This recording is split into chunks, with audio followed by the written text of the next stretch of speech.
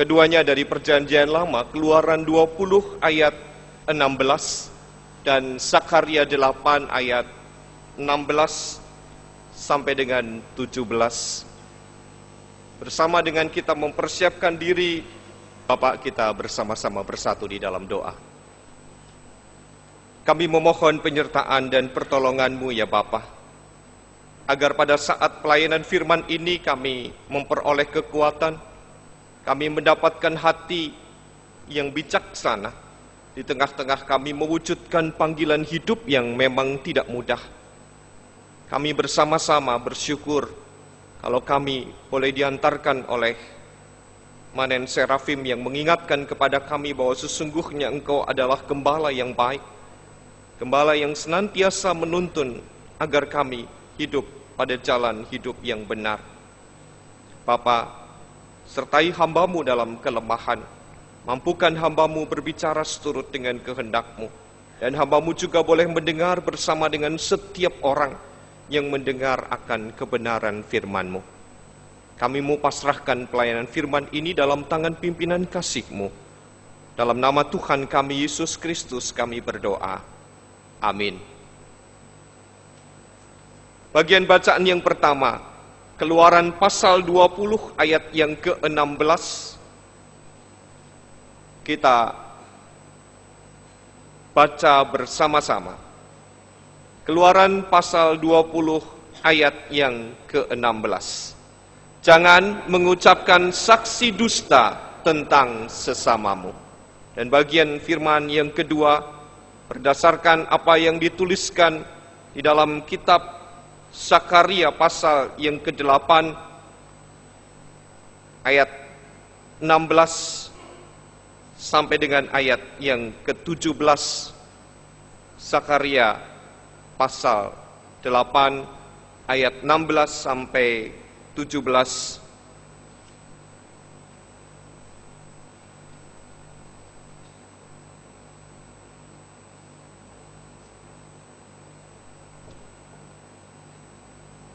Inilah hal-hal yang harus kamu lakukan. Berkatalah benar seorang kepada yang lain, dan laksanakanlah hukum yang benar, yang mendatangkan damai di pintu-pintu gerbangmu. Janganlah merancang kejahatan dalam hatimu seorang terhadap yang lain, dan janganlah mencintai sumpah palsu. Sebab semuanya itu kubenci. Demikianlah firman Tuhan. Berbahagialah orang yang mendengarkan firman Tuhan serta memeliharanya. Haleluya. Haleluya. Haleluya. Haleluya. Ibu bapak dan saudara-saudari yang terkasih, menyatakan diri bahwa kita benar dan bersih adalah tindakan yang seringkali kita wujudkan dalam upaya untuk membela diri. Apapun yang kita lakukan, apapun yang kita perbuat, bahkan apapun yang kita katakan, kita senantiasa berusaha untuk mengatakan bahwa diri kitalah yang paling benar. Dengan mudah kita menunjuk dan menyalahkan pihak lain yang justru seringkali kita anggap sebagai penyebab dari permasalahan yang dihadapi. Mari coba kita bersama-sama mengingat apa yang terjadi di dalam Kejadian pasal 3, Ibu Bapak. Bagaimana ketika Tuhan Allah mendatangi manusia setelah diketahui bahwa mereka mengambil dari buah pengetahuan yang baik dan jahat. Mereka menjadi takut, mereka bersembunyi, terlebih mereka telah telanjang. Dan ketika Tuhan bertanya kepada mereka, maka dengan mudah laki-laki itu berkata bahwa perempuan yang Tuhan tempatkan di sisinya itulah yang menjadi penyebab dirinya telanjang. Dan perempuan itu pun berdalih bahwa dia diperdayakan oleh ular yang datang kepada dirinya. Ini membuktikan sejak awal mula, setelah manusia jatuh ke dalam dosa, untuk mengungkapkan apa yang benar, mengatakan ya jika iya, dan tidak jika tidak, ternyata bukanlah perkara yang mudah. Akal budi yang Tuhan anugerahkan untuk menimbang-nimbang, memikirkan dan merasakan segala hal tidak sesuai lagi dengan apa yang terjadi. Manusia satu dengan yang lain tidak lagi peduli terhadap sesama dan tidak lagi juga takut kepada Tuhan. Terbongkarnya kasus penyuapan bea cukai menyangkut seorang pegawai berinisial HS sekaligus suami wakil Bupati Wonosobo dengan bukti rekening gendut, beberapa mobil mewah, ditambah lagi tersebarnya rumah-rumah besar di kawasan elit, menunjukkan ketidakwajaran dari seorang oknum pemerintah yang telah bekerja 20 tahun dan dalam waktu 3 tahun belakangan ini telah berubah menjadi seorang yang melebihi pengusaha besar dan penguasa di negeri ini. Mengapa bisa terjadi, Ibu Bapak? Kong kali kong dengan pengusaha ekspor impor telah meloloskan sekitar 8 perusahaan yang disebutkan di televisi sebagai perusahaan bodong, terbebas dari biaya cukai, dan sebagai imbalan YS sang pengusaha itu memberikan sejumlah upeti dalam tanda petik, dan apa yang bisa diharapkan untuk melicinkan perkara, sehingga dengan mudah HS, pegawai di Direktorat Jenderal Pajak itu, harus berurusan dengan pihak berwajib. Laporan PPATK pada tahun lalu yang seolah tidak digubris, kini mulai membongkar rekening gendut pejabat dan pegawai pemerintahan apapun latar belakangnya. Mungkin menjadi pertanyaan bagi kita, lalu apa artinya ketika seorang pegawai, seorang pejabat mengawali karirnya, mereka disumpah, dan secara khusus bagi orang-orang Kristen menyatakan janji. Bukankah sumpah atau janji itu mengikut sertakan Tuhan? Ketika ia berbicara, ketika ia hendak memulai karya pengabdiannya, ia akan melakukan segala sesuatu dengan benar. Tidak akan tergoyahkan oleh apapun jika diiming-imingi atau mendapatkan imbalan. Namun rupanya sumpah atau janji hanya sekedar ucapan belaka. Jangan mengucapkan saksi dusta tentang sesamamu. Adalah hukum Tuhan yang ke-9. Dari 10 hukum yang dinyatakan oleh Tuhan Allah agar manusia mampu untuk mengendalikan ucapannya, mempertanggungjawabkan apa yang baik dan benar di hadapan Tuhan dan tidak menyakitkan orang lain, bukanlah perkara yang mudah untuk dilakukan. Yang terjadi demi mendapatkan keuntungan, demi memperoleh keselamatan dan kejayaan serta kesuksesan. Dan apa yang diinginkan dengan mudah, kata-kata yang pernah ditegaskan dan menghindarkan segala sesuatu dari hal yang tidak bakal terjadi disingkirkan. Bahkan juga tidak peduli dengan orang lain. Ketidakbenaran menjadi bukti atas apa yang terjadi. Menyatakan ya di atas ya memang bukan perkara mudah. Dan mengatakan tidak jika tidak juga bukan perkara yang gampang. Betapa mengerikannya ibu bapak dan saudara-saudara jika sumpah atau janji hanya sekedar menjadi formalitas sebagai syarat untuk mengawali pekerjaan, sebagai sarana untuk menduduki jabatan. Penegasan yang melibatkan Tuhan tentu harus disertai konsekuensi untuk menahan diri dari berbagai macam tawaran, dari berbagai macam bentuk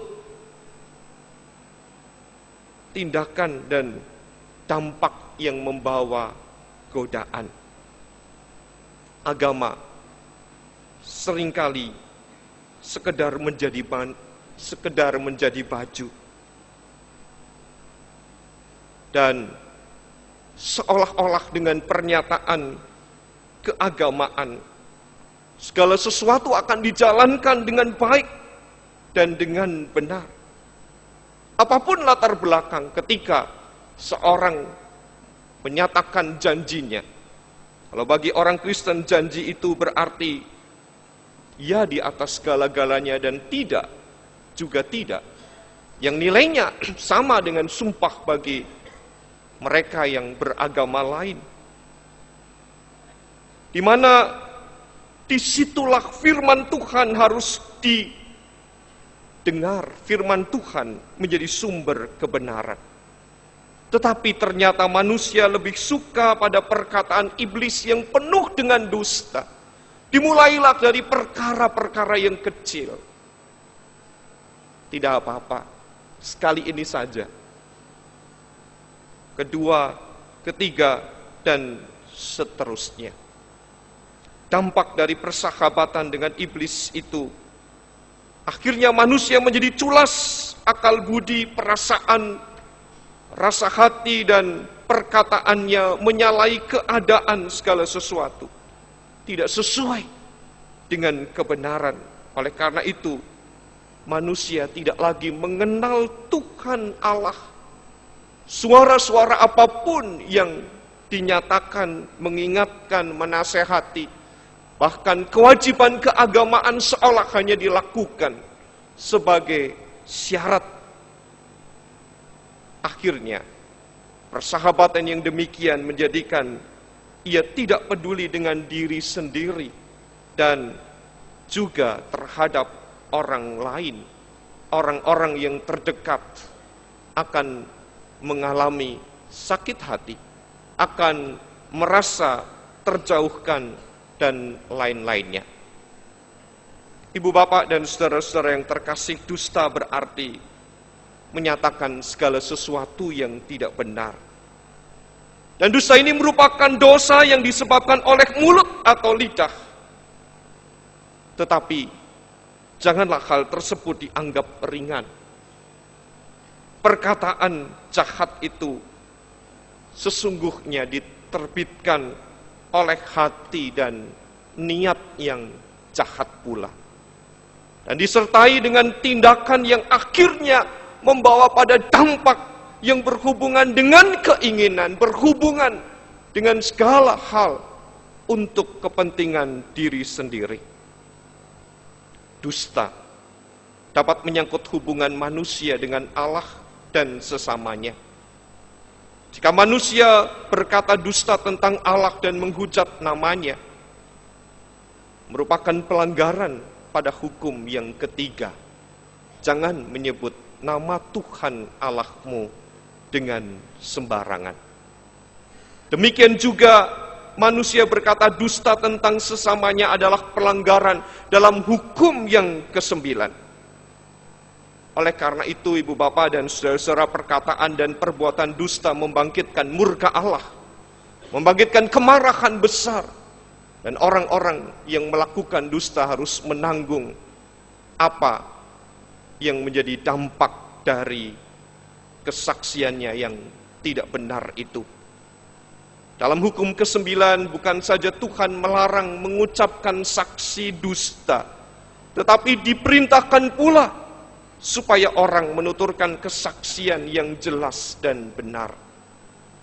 Jadi, hukum ke-9 dilaksanakan, maka yang didapat tentu damai sejahtera. Jika tidak ada orang yang berdusta satu dengan yang lain. Namun jika terjadi dusta di antara kita, siapapun juga, yang terjadi adalah kehidupan yang tentu tidak lagi berada dalam damai sejahtera. Tidak ada ketenangan batin, tidak ada berkat apapun, karena yang dikejar adalah memperoleh segala hal yang diinginkan menurut dirinya. Dan orang yang melakukan dusta tidak peduli dengan situasi, dengan keadaan, dengan apapun juga. Dini hari tadi, menjelang pukul 3, telepon di pastori kami berdering. Dan biasanya kalau telepon di pastori berdering ada pertanda orang yang membutuhkan pertolongan mendadak, ibu bapak. Anggota jemaat atau orang yang mengenal pendeta yang dihubungi. Ketika dengan tergopoh-gopoh saya berlari menuju ke meja telepon, di balik telepon itu terdengar suara orang yang menangis. Pak, tolong, Pak, tolong, tolong Pak, tolong, berulang kali.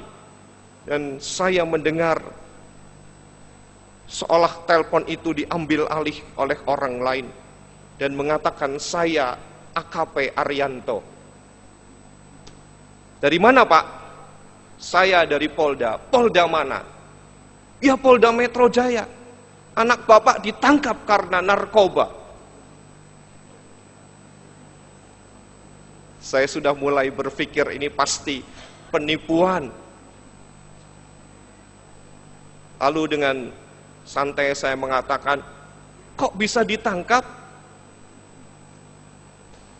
Anak saya sedang tidur dengan saya. Dan anak saya 2 yang menangis, suaranya sebesar suara saya, ibu bapak.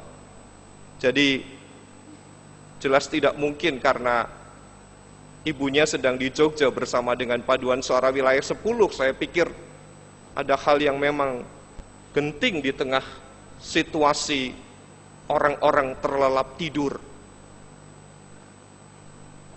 Dan orang itu terus berbicara, Bapak segera datang ke sini. Kalau tidak, saya juga bisa menolong. Dan dia mulai menyebutkan nominal yang harus dikirimkan. Dengan santai saya pun menjawab, kemana saya kirimkan? Ya karena saya sudah tidak panik lagi ya, karena anak saya di samping saya di tempat tidur, sehingga tidak mungkinlah kalau pendeta tertipu pagi ini. Ya menyebutkan bla bla bla bla bla, lalu saking mangkelnya si penelpon itu akhirnya berkata bye bye begitu ya, karena tidak ditanggapi. Dan ketika saya menceritakan pagi ini kepada para pendeta, teman-teman pendeta GKI Kebayoran Baru juga mengatakan itu sudah biasa. Kalau pagi-pagi, tengah malam, atau situasi apapun, kita dibuat panik dengan suara telepon dan orang yang mengatakan meminta pertolongan. Bapak, Ibu, dan saudara-saudara yang terkasih, melalui kitab Zakaria kita diingatkan agar kita berkata benar kepada setiap orang. Dengan perkataan yang benar, maka terjadilah damai sejahtera, terjadilah hal yang baik. Dan untuk mendapatkan semuanya itu, jangan ada rancangan yang jahat yang muncul dari hati siapapun, khususnya orang-orang yang mengenal dan takut akan Tuhan.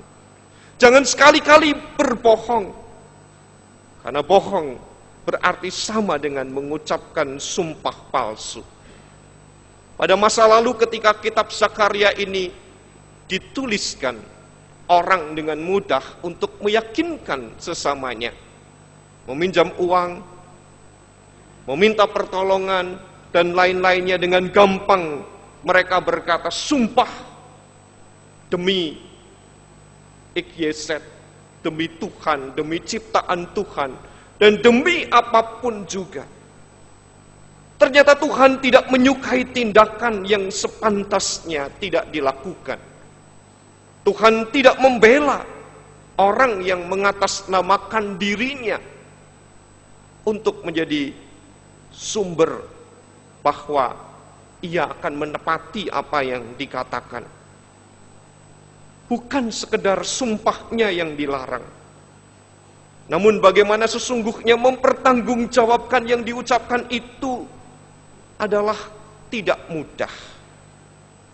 Kalau dulu, sebelum ada telepon, sebelum ada handphone, sebelum ada BlackBerry, remaja dan pemuda, serta siapapun, ketika membuat janji, akan tepat waktu. Namun apa yang terjadi pada masa sekarang ini, Ibu Bapak, ketika kita mengatakan janji kepada orang-orang yang kita ajak untuk bertemu, yang kita ajak untuk berbicara, ada kalanya janji itu tidak kita tepati. Dengan alasan macet di kota Jakarta ini, dengan pertimbangan-pertimbangan tertentu, dan dengan mudah kita tidak menepati janjinya. Mengapa selanjutnya orang Kristen tidak diperkenankan mempergunakan sumpah, tetapi mengucapkan janji? Karena dalam perjalanan sejarah orang gagal menyatakan apa yang menjadi tekadnya, dan seolah hanya sekedar menyatakan demi Tuhan untuk melakukan apa yang bakal dilakoni. Oleh karena itu Tuhan Yesus sendiri lebih menegaskan pada kualitas pertanggungjawaban yang diucapkan seseorang dengan tindakan yang akan diperbuat, disertai dengan tekadnya. Hendaknya ya tetap ya, dan tidak jika memang tidak. Baik sumpah maupun janji tergantung dari orang yang berniat untuk melakukannya. Tetapi janji yang ditegaskan dan diajarkan oleh Yesus hendak mengingatkan kepada kita bukan sekedar perkataan untuk mengungkapkan janji, namun bagaimana sesungguhnya janji itu di bawah takut akan Tuhan juga dipertanggungjawabkan. Janji bagi orang Kristen tidak lebih rendah ketimbang sumpah yang diucapkan berdasarkan keyakinan agama lain. Ibu bapak dan saudara-saudara, ketika kita mengawali bulan keluarga tahun 2013 pada Sabtu pertama bulan Oktober, kita semua diingatkan melalui sebuah tayangan film keluarga. Ketika seorang kepala keluarga kehilangan pekerjaan dan dengan bersusah payah ia bekerja serabutan, dan mulailah sang kepala keluarga itu bekerja sebagai buruh di pabrik tekstil. Perusahaan mulai melihat bahwa laki-laki ini adalah laki-laki yang bertanggung jawab. Hingga akhirnya dari seorang buruh ia naik kedudukannya menjadi seorang pengawas atau mandor. Kejujurannya terus diuji saat dia semakin melakukan hal yang baik dan dianggap menguntungkan perusahaan itu, serta menjadi contoh bagi teman-temannya. tiba-tiba dia diminta untuk masuk ke ruangan pimpinan perusahaan yang sekaligus pemilik perusahaan tekstil itu. Ia diminta untuk mempergumulkan apa yang diinginkan oleh perusahaan itu. Dan sang pemimpin perusahaan itu mengatakan, jika ada 18 kiriman barang, saya meminta kepadamu untuk mencatat dan melaporkan 17 saja kepada pimpinan. Apa yang akan engkau lakukan? Apakah engkau mau untuk melakukan tindakan itu? Tidak perlu dijawab sekarang, tetapi saya memberikan kesempatan besok pagi pada jam 10 untuk datang kembali ke ruangan ini. Sore hari ia pulang dan menceritakan kepada istrinya. Karena istrinya takut suaminya kehilangan pekerjaan akibat di PHK, sang istri berkata, "Pak, sudahlah. Biarlah engkau mengatakan seperti apa yang diinginkan oleh pemimpin perusahaanmu itu. Engkau katakan seperti yang dianjurkan. Biarlah engkau menulis 17 seperti yang memang disarankan." Laki-laki itu bergumul dengan sungguh-sungguh dan membawanya di dalam doa dan pergumulan yang tidak mudah, bahkan begitu sulit untuk tidur. Ia gelisah bagaimana harus memutuskan dan mengiyakan apa yang diinginkan oleh pemimpin perusahaan itu. Berangkatlah ia ke tempat bekerja dan hatinya penuh dengan pergumulan.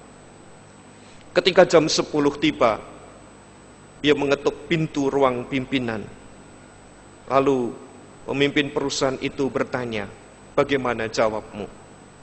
Apakah engkau akan mengiyakan seperti yang aku inginkan dan menyediakan diri untuk menuliskan 17 jenis kiriman barang, 17 bungkusan paket yang dikirimkan ini? Atau bagaimana jawabmu?"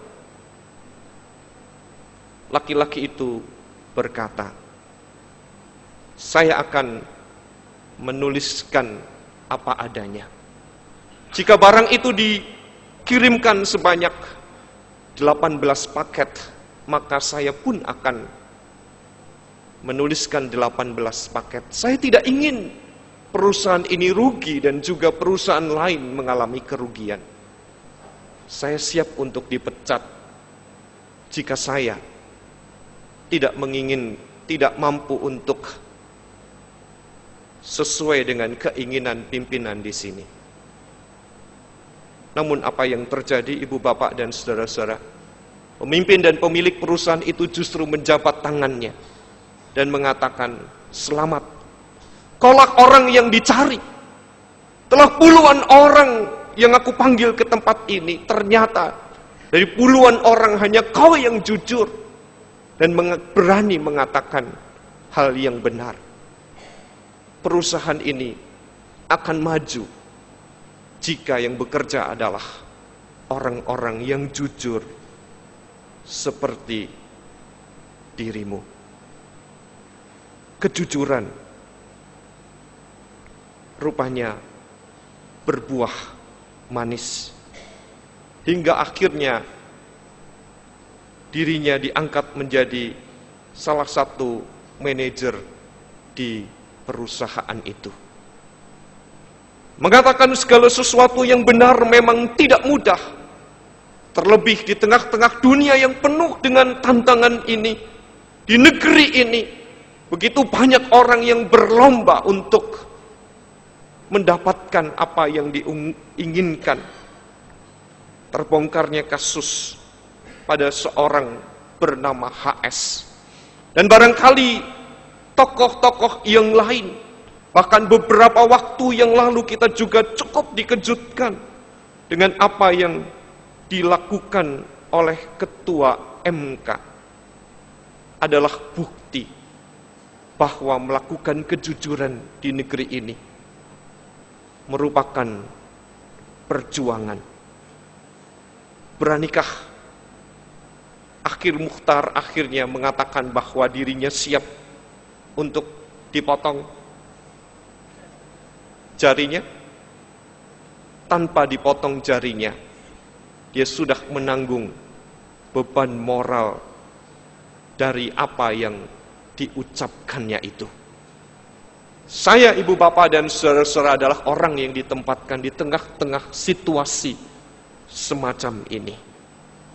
Beranikah kita sebagai pengikut-pengikut Tuhan untuk tidak mengucapkan saksi dusta dan berkata dengan benar di tengah-tengah ada keadaan apapun, kepada anak kecil, kepada teman, kepada pemimpin perusahaan, kepada relasi, kepada orang tua, dan kepada siapapun. Kiranya kita dimampukan untuk melakukan semuanya itu. Tuhan memberkati. Amin.